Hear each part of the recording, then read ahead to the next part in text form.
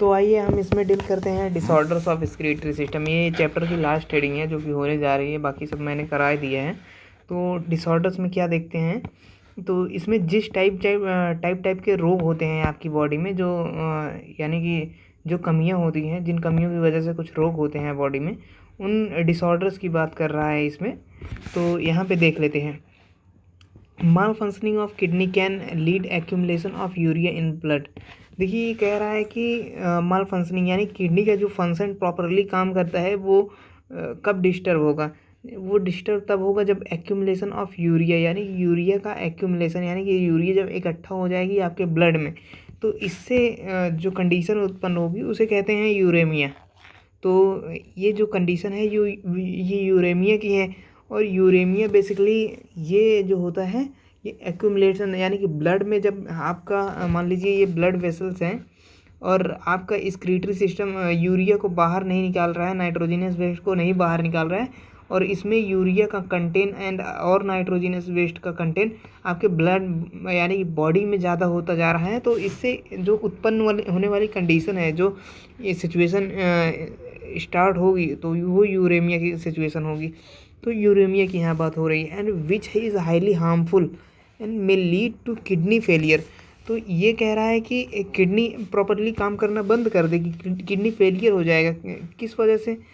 इसके harmful effect की वजह से। जो यूरेमिया है, जो आपके ब्लड में यूरिया का लेवल ज़्यादा हो गया है, वो बहुत ही ज़्यादा आपकी बॉडी के लिए हार्मफुल है।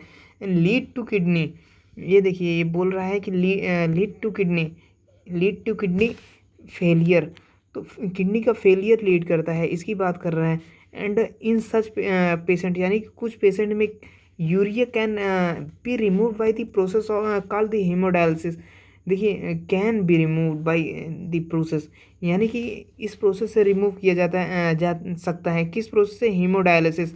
तो हीमोडायलिसिस क्या है कि एक ऑप्शनल प्रोसेस है, ये ऑप्शनल प्रोसेस है इंसान के लिए। जब सारी मेडिसिन या कुछ भी हो के जब नहीं बॉडी में प्रॉपर काम करता है, सारी उपाय को हम अपना लेते हैं, तो हेमोडायलिसिस को अपनाते हैं।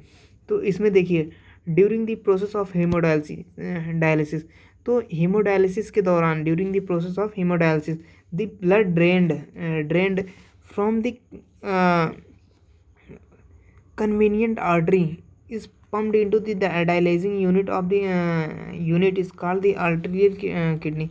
देखिए, ये बात कर रहा है मेनली कि हो क्या रहा है यहाँ पे, ड्यूरिंग द प्रोसेस, यानी कि हीमोडायलिसिस के दौरान ये बॉडी में होगा कि हीमोडायलिसिस जब होगी तो blood drained from the convenient artery, यानी कि जो बॉडी की कन्वीनियंट आर्टरी है, जिसे हम जल्दी से मतलब कह सकते हैं कट पीट करके, जैसे आपका पाम हो गया, हाथ हो गया, मान लीजिए आपका हाथ हो गया, ये फिंगर्स हो गई, उतना अच्छा से तो बन नहीं रहा है, तो मान लीजिए ये आपका हाथ हो गया, यहाँ 5 उंगलियाँ हो गई आपकी।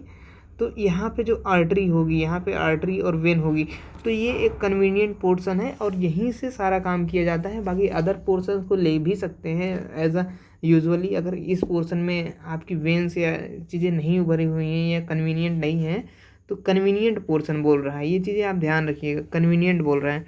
Convenient artery is pumped into A dialysing unit. तो एक डायलाइजिंग यूनिट, यानी कि जिसमें ये प्योरीफाई किया जाएगा, उसमें ये जाएगा, मतलब कि आपकी जो ब्लड है, यानी कि जो आर्टरी है, तो उसमें से ब्लड निकलेगा और एक डायलाइजिंग मशीन होगी, तो उसमें फ्लूइड को प्योरीफाई किया जाएगा। उस मशीन वो आर्टिफिशियली बनी होगी, आर्टिफिशियल किडनी का काम करेगी। तो यानी कि जो वो डायलाइजिंग मशीन है वो आर्टिफिशियल, यानी कि ह्यूमन मेड किडनी की काम करेगी, ये कह रहा है। Blood drain from the convenient artery is pumped into A dialysing unit. तो यहाँ पे कह रहा है कि blood drain from convenient artery, यानी कि ब्लड को कन्वीनियंट आर्टरी से निकाला जाएगा, और निकालने के बाद क्या किया जाएगा कि is pumped into the dialysing unit after the adding the anticoagulant heparin. तो यहाँ पे बात हो रही है कि कन्वीनियंट आर्टरी से जब हम ब्लड को निकाल लेते हैं तो पम्प्ड इनटू द डायलाइजिंग, देखिए लिख रहा है यहाँ पे, इस लाइन को पढ़िए आप, pumped into A dialysing unit after the adding the anticoagulant. तो इसमें ये बात हो रही है कि जब आर्टरी से ये ब्लड निकाला जाता है, तो ब्लड निकालने के बाद pumped into the dialysing unit. तो डायलाइजिंग यूनिट में जब पंप किया जाता है तो उसी दौरान एंटीकोगुलेंट यानी कि एंटीकोगुलेंट हिपैरिन को ऐड किया जाता है। तो हिपैरिन के जैसा है या हिपैरिन का कुछ काम करने वाला, यानी कि हिपैरिन ही ले लेते हैं, तो हिपैरिन जैसा कुछ ऐड किया जाता है, यानी कि हिपैरिन ले रहे हैं हम, हिपैरिन ऐड किया जाता है। The unit contain colloid cellophane tube surrounded by fluid dialyzing. तो यहाँ पे ये बात कर रहा है कि उसमें पहले स्ट्रक्चर हम देख लेते हैं, तब इन सब चीज़ों की बात करते हैं। देखिए स्ट्रक्चर क्या है कि एक देखिए ये मशीन हो गई, ये डायलाइज़र हो गया, ये डायलाइज़र हो गया। और डायलाइज़र में क्या है कि ये आपकी आर्टरी है, रेनल आर्टरी से ब्लड होता हुआ जा रहा है, एंटीकोगुलेंट यहाँ ऐड कर दिया जाएगा। उसके बाद ये देखिए यहाँ पे कई यूनिट्स हैं, यूनिट्स में फ़िल्टर हो रहा है, फ़िल्टर होने के बाद यहाँ डायलाइजिंग फ्लूइड भरा हुआ है, फ्लूइड यहाँ जा रहा है, ये सॉरी ये फ्लूइड प्योर फ्लूइड आ रहा है। उसके बाद जो यहाँ पे जो फ़िल्टर्ड मतलब फ़िल्ट्रेशन में जो यूरिया कंटेनिंग पार्ट है, वो चीज़ें जो हैं वो एक जो इसके थ्रू मतलब जो यूरिन का इकट्ठा करने का काम होता है और प्योर फ्लूइड भेजने का काम होता है, वो एक मशीन के थ्रू या मतलब एक पम्प्ड लाइक चीज़ में वो जाता है। तो उसे यानी कि यहाँ पे सारी चीज़ों का ये बात हो रहा है कि ब्लड को क्लीन कर रहा है, यानी कि ब्लड जो क्लीन हो रहा है। और ये डायलाइज़र है, डायलाइज़र को आप समझ लीजिए सिंपल सी एक मशीन है। मशीन में खाली आपको इतने पार्ट को याद रखना है, इतने पार्ट को, ये चीज़ें आप बाहर की तरफ छोड़ सकते हैं, इन पे कोई डिपेंडेंसी नहीं है। बस ये समझ लीजिए इतने में प्योर हो रहा है। द क्लीन ब्लड, जो क्लीन ब्लड है वो रिटर्न हो रहा है। रिटर्न कहाँ होगा? वेन में। अच्छा वेन में क्यों रिटर्न होगा? ये चीज़ें मतलब एक सवाल है। Why when? हाँ, WHY वाई वेन, वेन में ही क्यों?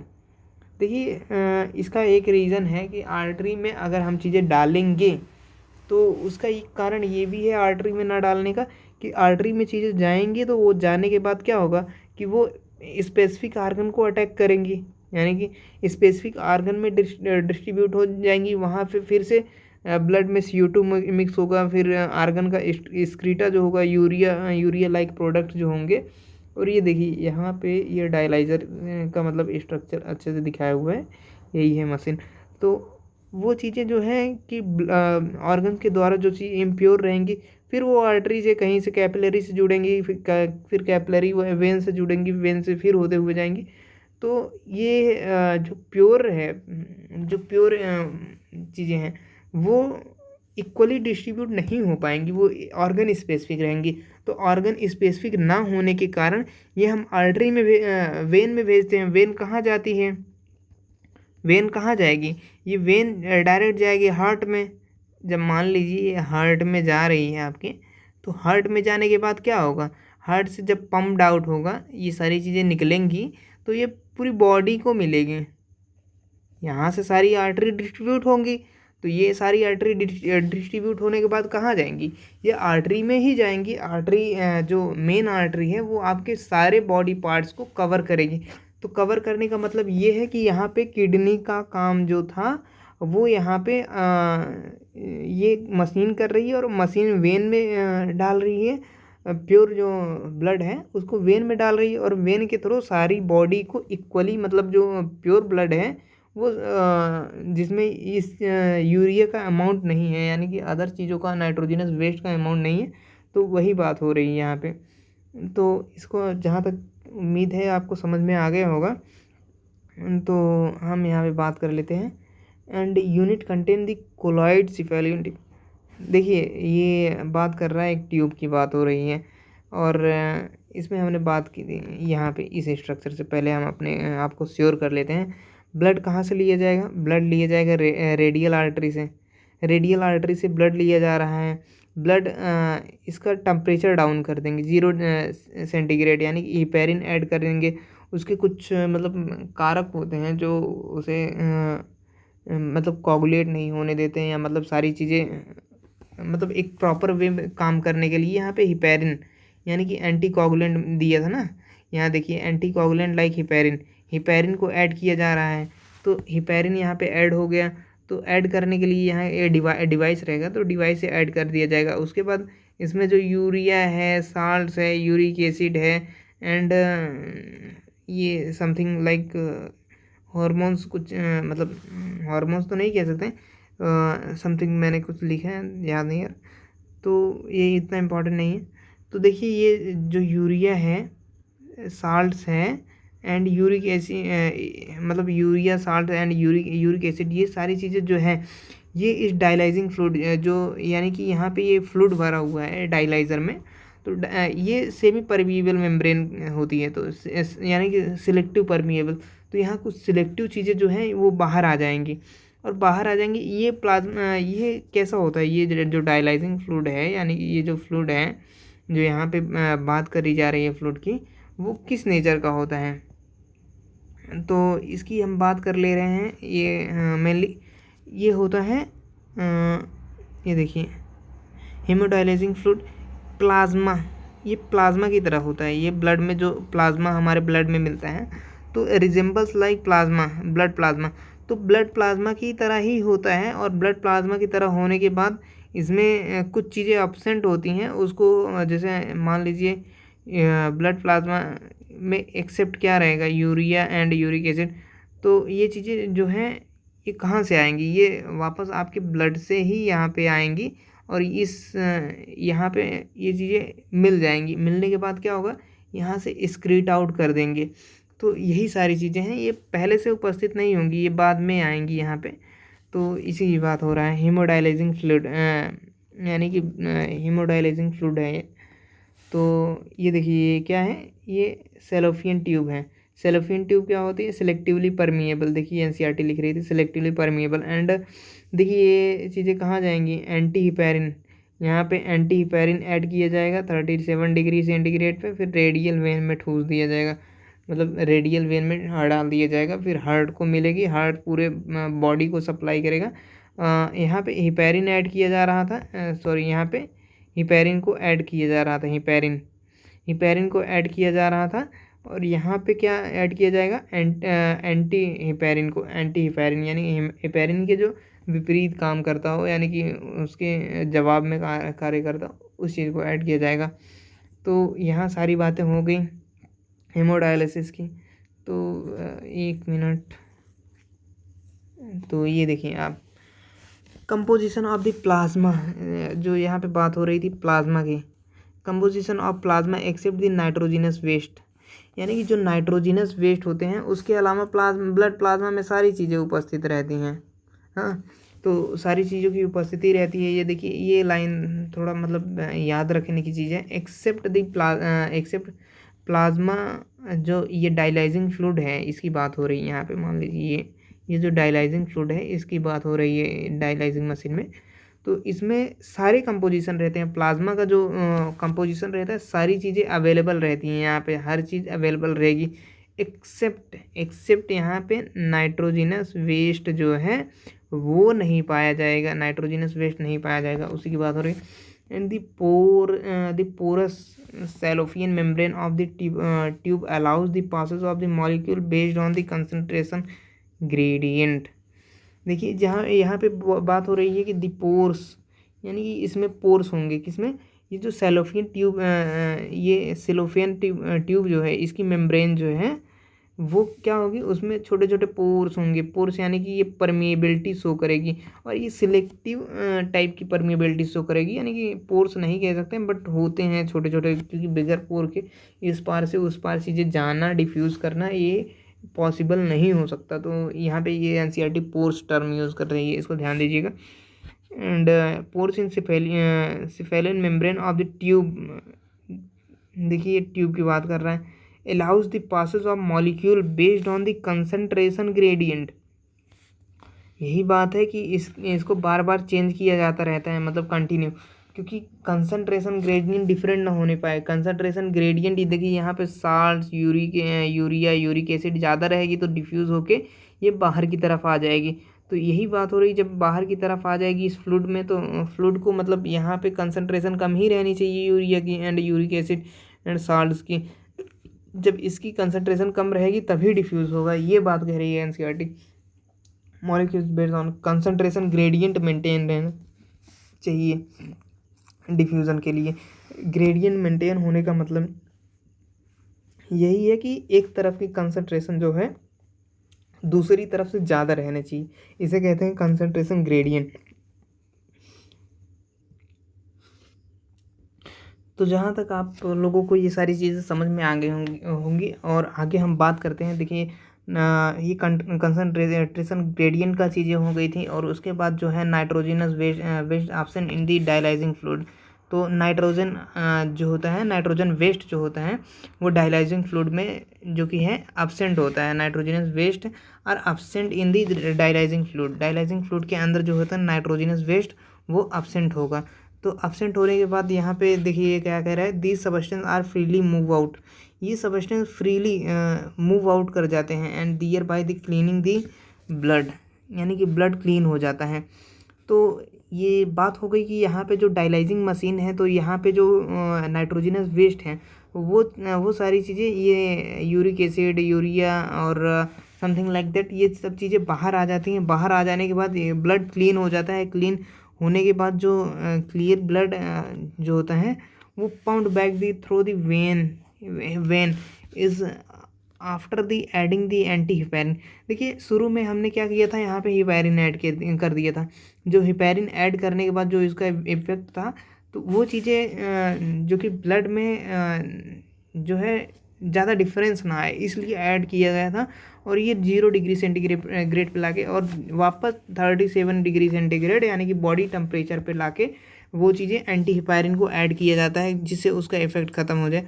तो एंटी हिपैरिन ऐड कर दिया जाता है and this method is a boon for thousands of uremic patient.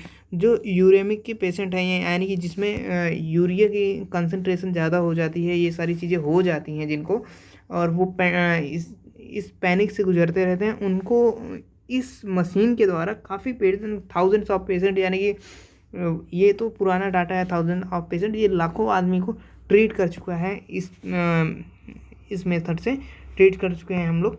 And kidney transplantation are the ultimate method. देखिए यहाँ पे लिख रहा है, ये इसकी बात हम करते हैं। किडनी ट्रांसप्लांटेशन जो है ये अल्टीमेट मेथड है, यानी कि ये मशीन पे क्या है, मतलब मशीन पे रह के आपकी भी ज़िंदगी बीत रही, तो भाई उससे बुरा कुछ हो ही नहीं सकता है। तो कुछ लोग मनाएंगे कि भाई उससे अच्छा भगवान मेरे को उठा ले, क्योंकि ऐसी ज़िंदगी भी क्या ज़िंदगी। तो उसका एक ही अल्टीमेट मेथड है। वो मेथड क्या है कि हम जो है किडनी का ट्रांसप्लांटेशन करा लें, क्योंकि आज के ज़माने में ये चीज़ें काफ़ी एडवांस हो चुकी हैं। एडवांस होने के नाते क्या है कि ये किडनी का ट्रांसप्लांटेशन ईज़िली मतलब ईज़िली हो जाता है। और ईज़िली होने के बाद लेकिन समस्या ये है कि आपको डोनर भी रहना चाहिए। डोनर जब रहेगा तभी चीज़ें प्लांट होंगी, नहीं तो पता लगा आपको डोनर ही नहीं मिल रहा है तो क्या करेंगे। और ये भी ये कंडीशन बहुत बुरी होती है। तो इसलिए आप खाने पीने की चीज़ें में ये देखा करिए कि हम जो चीज़ें इंटेक कर रहे हैं वो चीज़ें सही हैं कि नहीं, क्योंकि किडनी फेलियर एक बहुत ही बड़ी समस्या है जो कि आपको ना इधर का रहने देगी ना उधर का रहने देगी। तो इसकी बात हम कर लेते हैं। In the concentration of actual renal failure. तो ये देखिए बात हो रही है, मैंने कंसंट्रेशन कह दिए। In the correction of in the correction of actual renal failure.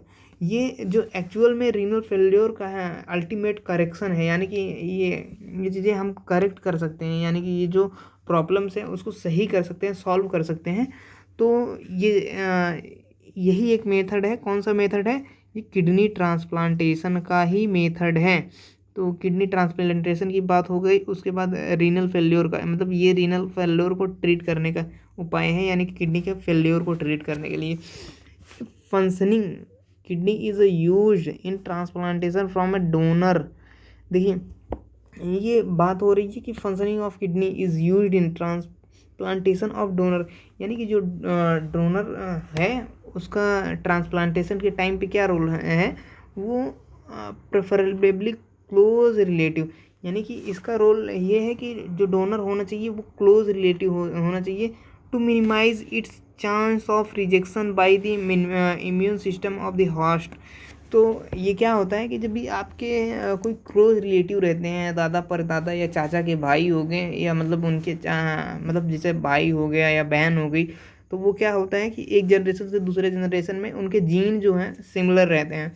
तो सिमिलर जीन होने की वजह से होता ये है कि जो आपके बॉडी पार्ट्स हैं उनका जो नेचर है जेनेटिकली वो काफ़ी सिमिलर होता है, यानी कि जो उसमें ब्लड जो है ए का ए है, बी का बी है, और उसमें कई फैक्टर रहते हैं जैसे R H positive factor, R H negative factor. ये सारी चीज़ें पे डिपेंड करता है कि हमारी बॉडी रिजेक्शन नहीं देगी। रिजेक्शन का मतलब क्या है कि हम अपनी बॉडी में मान लीजिए ये हमारी बॉडी है और इसमें कोई चीज़ ट्रांसप्लांट कर रहे हैं, मान लीजिए इसमें एक लाइक समथिंग हम मान लेते हैं कि किसी में हार्ट जो है ख़राब हो गया और उसमें कोई डोनर है, डोनर बोल रहे हैं कि भाई मैं इसको हार्ट देना चाहता हूँ, मेरे बाकी पार्ट्स काम नहीं कर रहे हैं, मैं अब ऊपर जाने वाला हूँ। तो इस केस में क्या होगा, वो कह रहा है कि मेरा हार्ट जो है वो डोनेट कर दो। वो मोस्ट प्रॉब्लली चांस ये है कि आपकी बॉडी रिजेक्शन नहीं करेगी। इसका क्या चांस है, ये सबसे ज़्यादा चांस हो जाता है कि रिजेक्शन ना करने का वो आपके क्लोज रिलेटिव होने चाहिए, यानी कि उसका चांस जो है बढ़ जाएगा कि अब ये रिजेक्शन नहीं करेगा क्लोज रिलेटिव होने के। अगर वो कोई दूर का है तो दूर में क्या है कि लोग मिलेंगे तो सही, लेकिन मिलने के बाद क्या है कि आपकी बॉडी उनकी बॉडी के फ्रीक्वेंसी से मैच कर रही है कि नहीं, जेनेटिकली उनका जो स्ट्रक्चर है वो आपके सिमिलर है या है कि नहीं, ये इन चीज़ों पे बेसिकली डिपेंड करता है। तो यही बात यहाँ पे चल रही है कि वो क्लोज रिलेटिव होने चाहिए। देखिए ये हो रहा है कि क्लोज रिलेटिव, ये चीज़ें ध्यान रखें।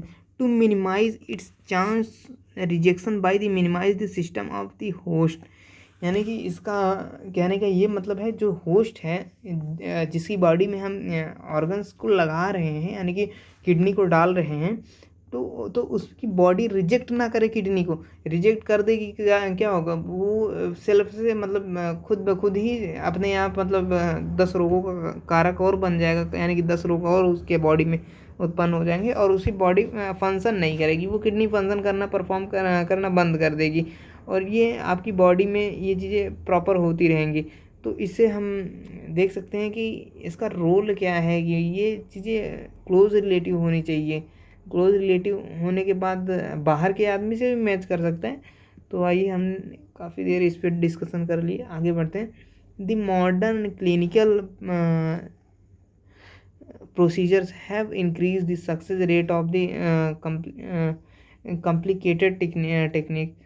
तो यहाँ पे ये बात हो रही है कि ये काफ़ी कॉम्प्लिकेटेड चीज़ है जो कि एक कॉम्प्लिकेटेड टेक्निक है।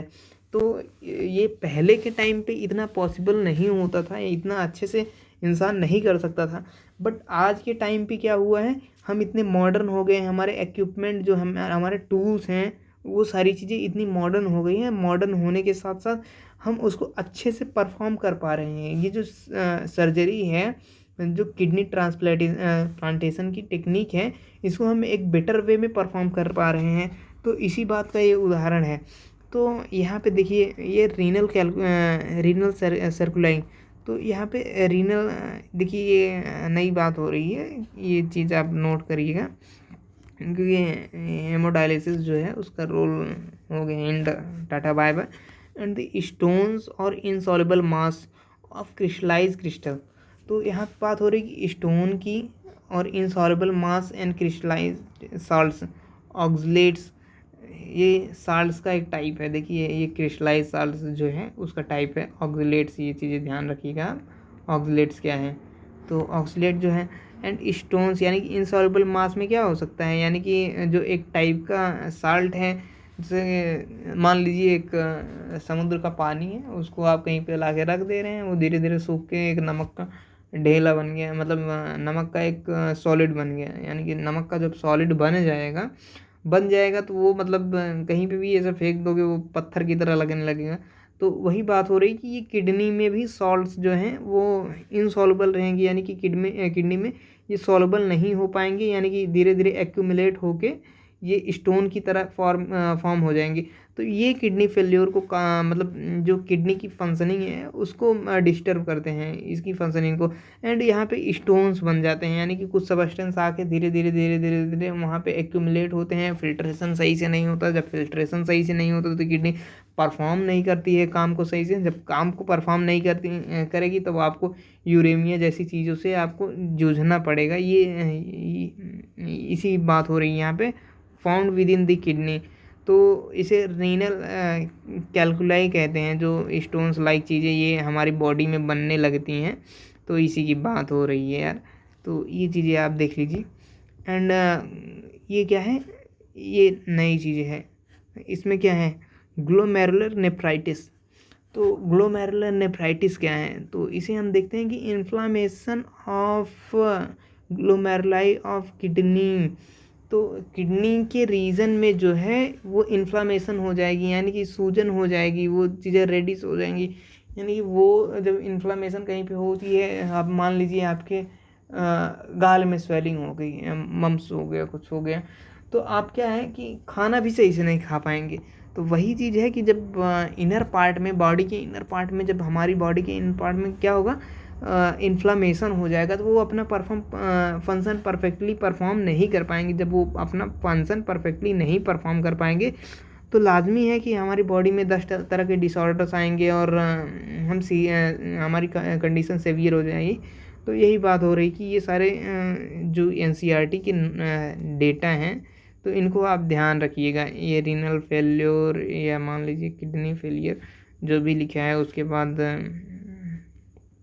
बहुत रोग हो गए यार। तो आइए हम देखते हैं। तो डिसऑर्डर्स ऑफ एक्सक्रीटरी सिस्टम, यानी कि एक्सक्रीटरी सिस्टम के जो डिसऑर्डर्स हैं उसकी बात हम कर लेते हैं। तो ग्लाइकोस्यूरिया ये हो गया, कीटोन्यूरिया ये, और ये हो गया हेमाटोयूरिया, और इसमें क्या है, ये पायूरिया है। और इन सब का मतलब हम समझ लेते हैं। देखिए इनका मतलब ये है ग्लूकोज इन यूरिन, यानी ग्लूकोज का अमाउंट जो है वो तो रीअब्जॉर्ब वापस से रीअब्जॉर्ब हो जाना चाहिए था, जो कि वो रीअब्जॉर्ब नहीं हुआ।